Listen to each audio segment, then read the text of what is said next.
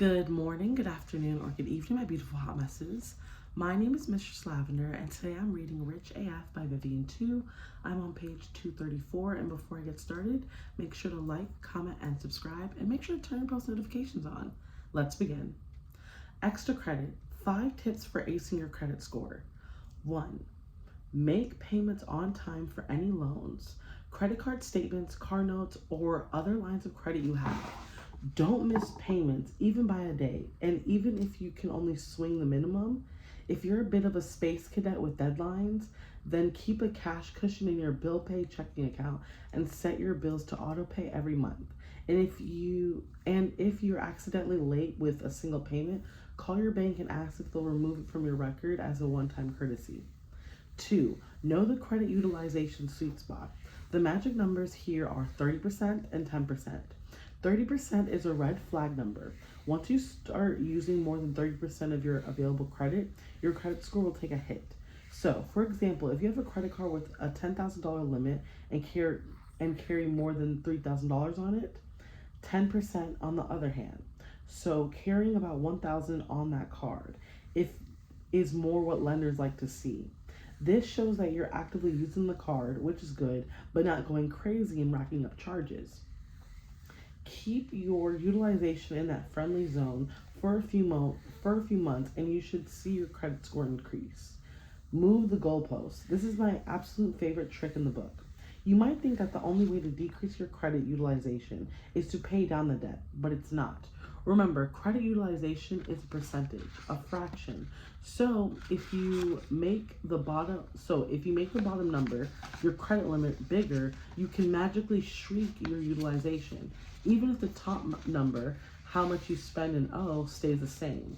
Every 6 to 12 months, call your credit card company and ask for a credit limit increase, especially if your income has increased since you opened your card. Many times, if you're in decent standing with them, they'll bump you up on the spot.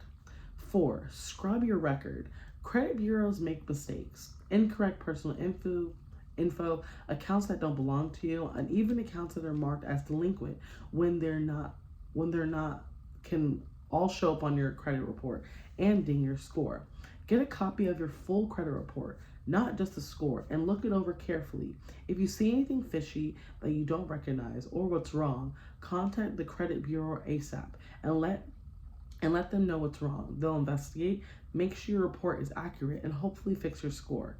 This is also a good way to spot identity theft. Someone using your name or SSN to rack up debt. Get a secured credit card.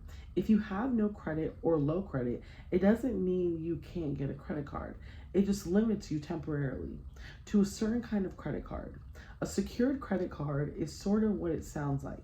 It's essentially a card with a security deposit where you send the company a cash deposit up front as collateral.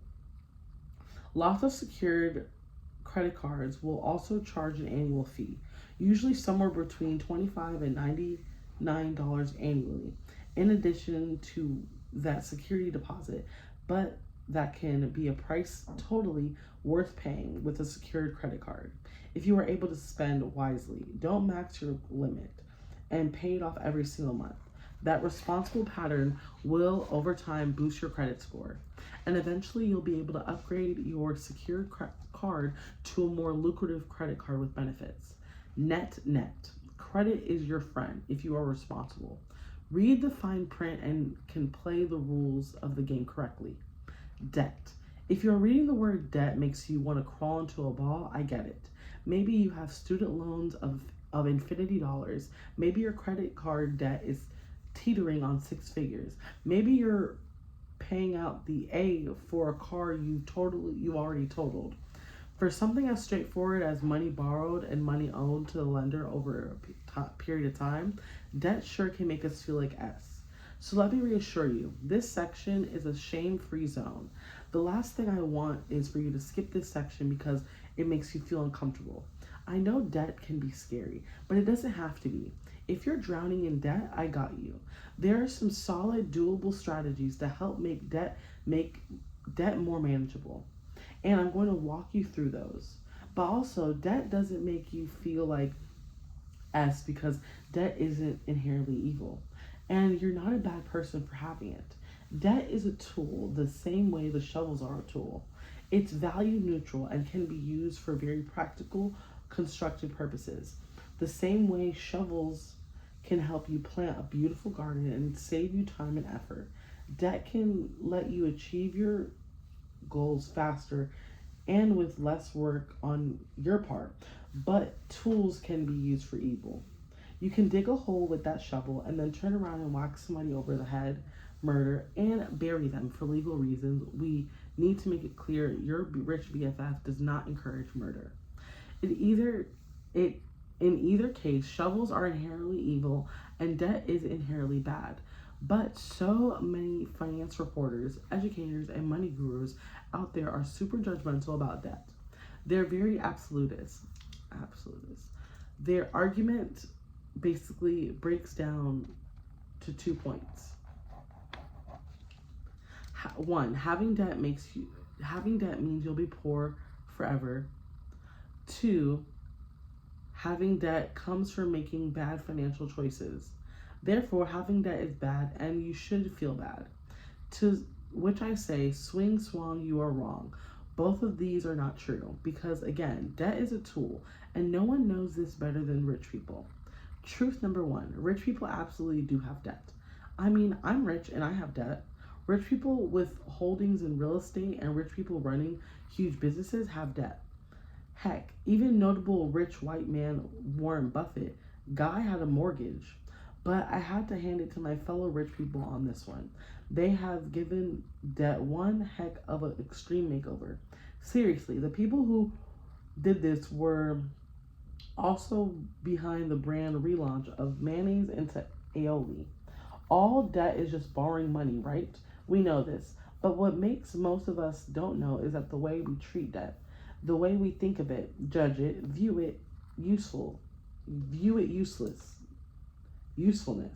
It's either spreading depending on your socioeconomic class. That's why it's so easy to assume that rich people don't have debt. They cover their tracks pretty well. See, when rich people borrow money, we don't call it debt. No, we call it leverage.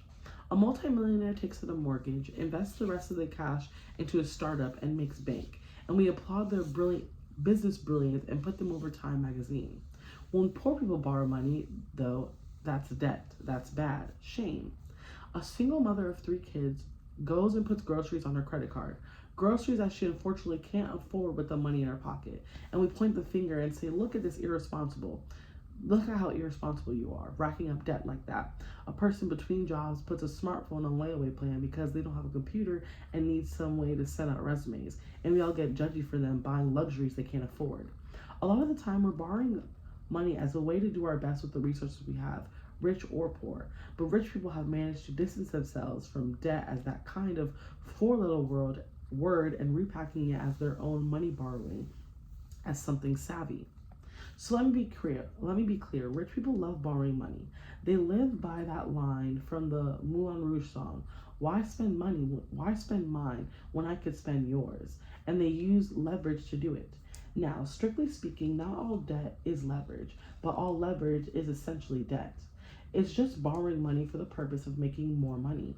Leverage lets you use a little bit of money to control a lot of money and get that much of your spending power while only actually putting in a fraction of the total from your own pocket. Like how can you put down just 20% of the purchase price on a house up front but still get to live in 100% of the house right away? But here's where the real infinite money loophole of debt comes in. Rich people are only thinking back to the delta, the difference between interest rates. I'm gonna stop here, but I'm on page 239. We're reading every day.